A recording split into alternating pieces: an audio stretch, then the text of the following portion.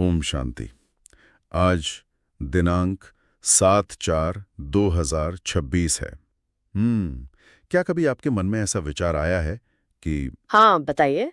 हम आध्यात्मिक मार्ग पर चलते हुए भी मतलब कभी-कभी भीतर से इतने थके हुए और खाली क्यों महसूस करते हैं? ये तो बहुत ही आम अनुभव है। मुझे लगता है हर आध्यात्मिक विद्यार्थी कभी ना कभी इससे गुजरता है। बिल्कुल। और शायद इसका कारण ये नहीं है कि हम बहुत अधिक मेहनत कर रहे हैं। अच्छा, तो फिर क्या कारण है इसका? इसका वास्तविक कारण वो सूक्ष्म अलबेलापन या लापरवाही है। ओहो, अलबेलापन। हाँ, जो हमारे उस एक सच्चे ईश्वरीय रिश्ते में आ गई है, जो वास्तव में हमें शक्ति देता है। जी, ये बहुत गहरी बात कही आपने। तो आज के इस गहरे मनन चिंतन में हम इसी रहस्य को समझेंगे कि कैसे शिव बाबा का सच्चा प्यार हमारी हर मानसिक थकान को मिटा सकता है। और कैसे हमारे रोजमर्रा के सबसे साधारण कर्म भी हमें एक स्थायी और अमर खुशी की ओर ले जा सकते हैं। बिल्कुल सही कहा। तो चलिए आज के इस सुंदर और गहरी यात्रा को शुरू करते हैं। आज की मुरली का जो मुख्य सार है वो हमें सीधे उस गहराई में ले जाता है। तो क्या आप आज का सार पढ़ सकती हैं? जी बिल्कुल। बाबा कहते हैं, मीठे बच्चे, जब भी समय मिले तो एकांत में बैठ सच्चे माशूक को याद करो, क्योंकि याद से ही स्वर की बादशाही मिलेगी। वाह!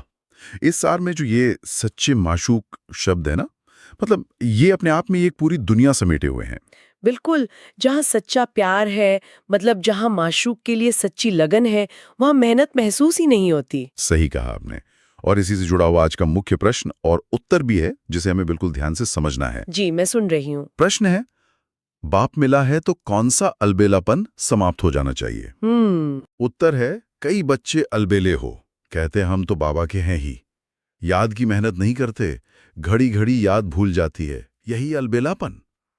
बाबा कहते बच्चे, अगर याद में रहो तो अंदर स्थायी खुशी रहेगी, किसी भी प्रकार का घुटका नहीं आएगा। जैसे बांधेलियां याद में तड़पती हैं, दिन रात याद करती हैं, ऐसे तुम्हें भी निरंतर याद रहनी चाहिए। ये जो अलबेलेपन की बात यहाँ आई है ना, हम्म। ये आध्यात्मिक यात्रा की सबसे सूक्ष्म और खतरनाक चुनौती है। खतरनाक? मतलब आप इसे खतरनाक क्यों कहेंगी? देखिए, जब कोई बहुत बड़ी प्राप्ति हमें आसानी से हो जाती है, तो अक्सर मनुष्य आत्माएं उसे सहज मानकर निश्चिंत हो जाती हैं। जैसे हम टेक फॉर ग्रांटेड ले लेते हैं। बिल्कुल, हम बस इतना सोच लेते हैं कि हम तो बाबा के हैं ही, और जो निरंतर याद की, मतलब उस कनेक्शन को बनाए रखने की जो असली मेहनत है, उसे हम छोड़ देते हैं। और यही माया का प्रवेश द्वार बन जाता है ना? जी बिल्कुल, यही अलबेलापन हमें थका देता है। अच्छा, इस पूरी चर्चा को अगर हम और गहराई से समझें, तो सबसे पहली बात जो शिव बाबा स्पष्ट करते हैं, वो है हमारी मूल पहचान। हाँ, जो हम रोज कहते हैं। बिल्कुल, हम रोज न जाने कितनी बार ओम शांति कहते हैं, लेकिन इसका वास्तविक अर्थ सिर्फ एक अभिवादन नहीं है। नहीं, ये तो एक पूरी स्थिति है। हाँ, बाबा समझाते हैं कि ओम शांति का अर्थ है, मैं आत्मा शांत स्वरूप हूं और मेरा बाप भी शांत स्वरूप है। मतलब आत्मा और परमात्मा का स्वधर्म एक ही है, शांति। जी, और इसी के साथ बाबा एक बहुत गहरी भ्रांति को भी दूर करते हैं। वो कौन सी भ्रांति?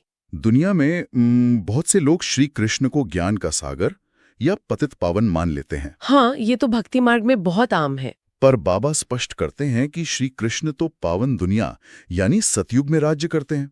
वे जन्म मरण के चक्र में आते हैं। बिल्कुल, और जो स्वयं चक्र में आ गया, वो दूसरों को चक्र से कैसे निकालेगा? एकदम सही।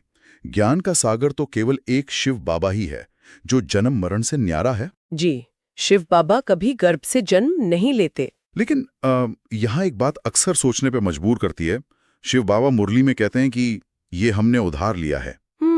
उधार का रथ। हाँ, अगर हम तर्की की कसौटी पर देखें तो ये एक बहुत ही उलझा हुआ प्रश्न लगता है। कैसा प्रश्न? मतलब अगर शिव बाबा स्वयं सर्वशक्तिमान हैं, ज्ञान के सागर हैं, तो उन्हें किसी इंसानी शरीर को उधार लेने की आवश्यकता ही क्यों पड़ती है? अच्छा, आप माध्यम की बात कर रहे हैं। हाँ, वे चाहते तो आकाशवाणी कर सकते थे या बिना किसी शरीर के प्रेरणा दे सकते थे। ये एक उधार के रथ का जटिल तरीका ही क्यों चुना गया? ये एक अत्यंत तार्किक और बहुत ही गहरा प्रश्न है। इसका उत्तर सीधे तौर पर कर्म की गुह्य गति से जुड़ा है। वो कैसे? देखिए, शिव बाबा स्वयं जन्म और मरण के चक्र से पूरी तरह मुक्त हैं। उनका अपना कोई शारीरिक रूप या कर्मेंद्रियां नहीं है। हाँ, वो तो विदेही हैं, बिल्कुल। लेकिन जब बात आती है ज्ञान सुनाने की, राजयोग सिखाने की और सबसे महत्वपूर्ण मनुष्य आत्माओं को अपने बच्चे के रूप में अडैप्ट करने यानी गोद लेने की, तो गोद लेने के लिए तो बिना कर्मेंद्रियों के ये कैसे संभव है? आकाशवाणी से केवल आवाज आ सकती है? हाँ, वो एक पिता वाला जो प्यार है वो नहीं मिल सकता। सही कहा। एक पिता का जो व्यावहारिक प्यार है, जो आमने सामने बैठकर ज्ञान का लेन देन है, वो बिना मुख के नहीं हो सकता। अब समझ आ रहा है। इसीलिए वे ब्रह्मा, जिनका अलौकिक नाम पहले लखीराज था, उनके मुख कमल का उपयोग करते हैं। ये तो उस परमपिता की असीम नम्रता है ना, कि सबसे ऊंची सत्ता होने के बावजूद वो एक साधारण मनुष्य के शरीर में प्रवेश करते हैं। बिल्कुल। और शिव बाबा ये भी समझाते हैं कि वे इसी शरीर में क्यों आते हैं। क्यों आते? क्योंकि यही ब्रह्मा की आत्मा पूरे 84 जन्मों के चक्र के अंत में आकर अपने अंतिम जन्म में होती है। यही ब्रह्मा तपस्या करके फिर से विष्णु के रूप में सतयुग की शुरुआत करते हैं। अच्छा, तो ये पूरा चक्र इस तरह से काम करता है? जी। मतलब ये तो कुछ ऐसा हुआ कि जैसे कोई बहुत बड़ा मास्टर सर्जन हो। सर्जन? वो कैसे? हाँ, सोचिए, जो एक सील किए हुए शीशे के कमरे यानी ऑपरेशन थिएटर के बाहर खड़ा हो।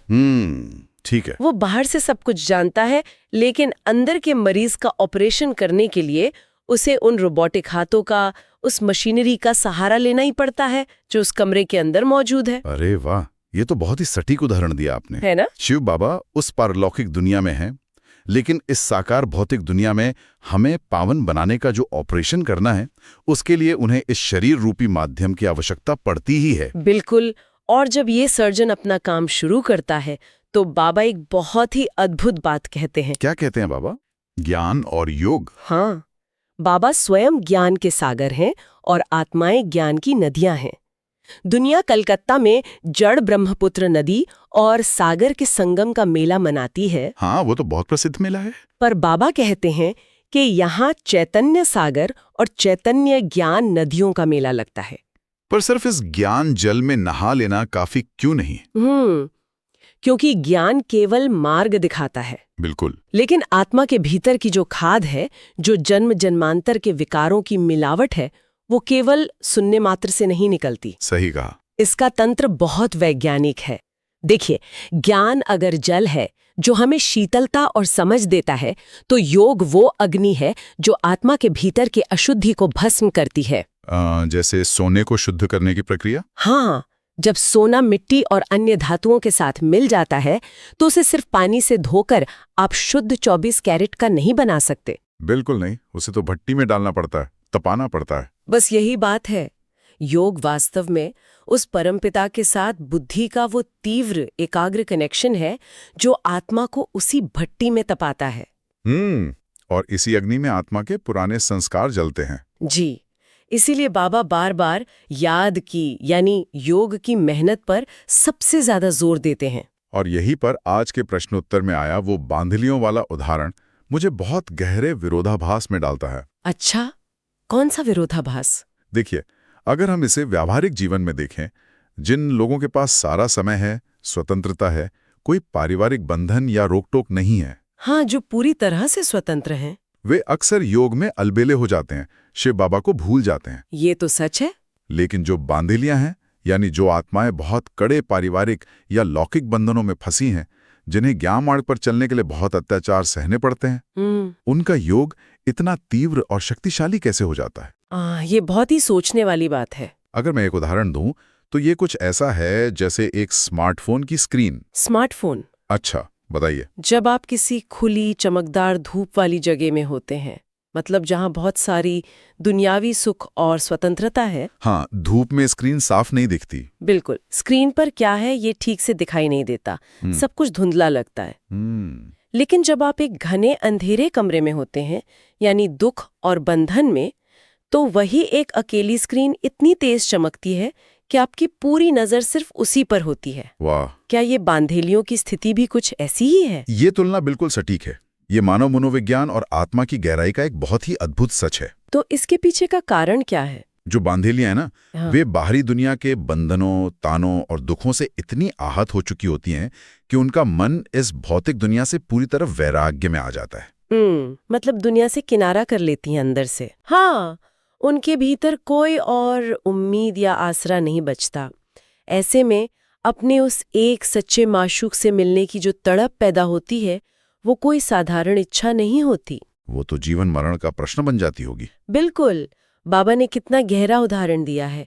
जैसे एक बच्चा गर्भ की कोठरी में घुटन महसूस करता है और बाहर निकलने के लिए तड़पता है। बाप रे, ये तो बहुत तीव्र अवस्था है। ठीक वैसे ही वे आत्माएं रात दिन शिव बाबा की याद में उस दुख की दुनिया से मुक्त होने के लिए तड़पती हैं। और शायद यही तड़प योग को इतना शक्तिशाली बना देती है। जी, जब जीवन में सुख सुविधाएं और स्वतंत्रता होती है तो बुद्धि को भटकने के लिए बहुत सारे रास्ते मिल जाते हैं। हाँ, फिर हम सोचते हैं कि अभी तो समय है, कर लेंगे योग। यही वो अलबेलापन है, लेकिन वो तड़प योग को एक लेजर बीम की तरह एकाग्र कर देती है।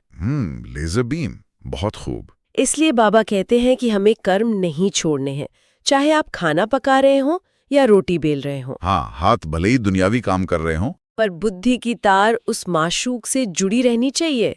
यही कर्म योग का सच्चा रहस्य है। और मुझे लगता है कि ये शारीरिक थकान को भी मिटा देता है, क्योंकि मन किसी बोझ को ढो नहीं रहा होता। बिल्कुल, जब मन शिव बाबा को समर्पित होता है तो कर्म का मानसिक बोझ शून्य हो जाता है। और यही वो आंतरिक परिवर्तन है जो हमारी पूरी दशा को बदल देता है। जी। इस आंतरिक परिवर्तन को समझाते हुए शिव बाबा हमें भक्ति मार्ग की उन प्रसिद्ध कथाओं का वास्तविक अर्थ समझाते हैं, जिन्हें हम सदियों से बिना समझे सुनते आए हैं। हाँ, भक्ति मार्ग में तो बहुत सी कथाएं हैं। जैसे सत्यनारायण की कथा, अमर कथा और तीसरी कथा।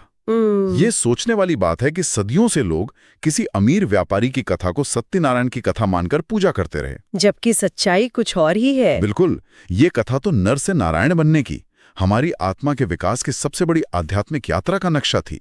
सही कहा। और शिव बाबा समझाते हैं कि अमर कथा का मतलब है मृत्यु लोक से पार अमरपुरी, यानी सतयुग जाने का मार्ग। और जो तीसरी कथा है वो वास्तव में ज्ञान का तीसरा नेत्र खुलने की कथा है। जी, और इन कथाओं के पीछे बाबा एक और बहुत महत्वपूर्ण बात समझाते हैं। कौन सी बात? काम चिता और ज्ञान चिता का अंतर। हाँ, ये चिता का रूपक बहुत ही शक्तिशाली है। देखिए, द्वापर युग से आत्मा काम चिता यानी विकारों की अग्नि पर बैठी। अब आप ही सोचिए, जब कोई चीज चिता पर जलती है तो उसका क्या होता है? वो तो जलकर पूरी काली हो जाती है, राख बन जाती है। इसी तरह विकारों के अधीन होकर आत्मा की मूल पवित्रता और चमक जल गई। आत्मा काली यानी पतित हो गई। बाप रे। अब शिव बाबा हमें ज्ञान चिता पर बिठाते हैं। लेकिन ज्ञान चिता तो जलाने वाली चीज नहीं है ना? बिल्कुल नहीं। ये वो ईश्वरीय ऊर्जा है जो आत्मा के ऊपर जमी उस काली राख को हटाकर उसे फिर से सतो प्रधान यानी एकदम गोरा और पावन बना देती है। मतलब वो पुरानी चमक वापस आ जाती है। हाँ, जब ज्ञान का ये तीसरा नेत्र खुलता है तभी हमें समझ आता है कि हम देर नहीं बल्कि एक चमकती हुई मणि हैं। और इसी तीसरे नेत्र के खुलने के बाद आत्मा की जो दशा बदलती है, बाबा ने उसे ग्रहों के रूपक से कितना सुंदर समझाया है। जी, ग्रहों का उदाहरण बहुत सटीक है। दुनिया में लोग अक्सर राहु केतु जैसे ग्रहों की दशाओं से बहुत डरते हैं। वे सोचते हैं कि आकाश में बैठे कोई भौतिक ग्रह उनका जीवन चला रहे हैं। ये तो सिर्फ अज्ञानता है ना? लेकिन बाबा कहते हैं कि जब जीवन में रावण यानी 5 विकार प्रवेश करते हैं तो आत्मा पर राहु की दशा बैठती है, जो उसे दुख और पतन की ओर ले जाती है। बिल्कुल। लेकिन मेरा एक सवाल है। पूछिए। अभी इस संगम युग पर जब हम इस ज्ञान और योग के मार्ग पर चलते हैं तो बृहस्पति की दशा कैसे बैठती है? मतलब इसका तंत्र क्या है? अच्छा सवाल है। इसे ऐसे समझे कि ये कोई जादू या अंधविश्वास नहीं है। तो फिर क्या है? ये आध्यात्मिक गुरुत्वाकर्षण का नियम है। शिव बाबा समझाते हैं कि बृहस्पति, जिसे बाबा ने वृक्षपति कहा है, वो स्वयं परम पिता परमात्मा है। वृक्षपति मतलब इस पूरे मनुष्य सृष्टि रूपी कल्प वृक्ष का पति या बीज रूप। बिल्कुल। जब आत्मा अपने विकारों को छोड़कर अपनी बुद्धि को उस परम पवित्र सत्ता के साथ जोड़ती है तो वह उसी के समान ऊर्जा के स्तर पर आ जाती है।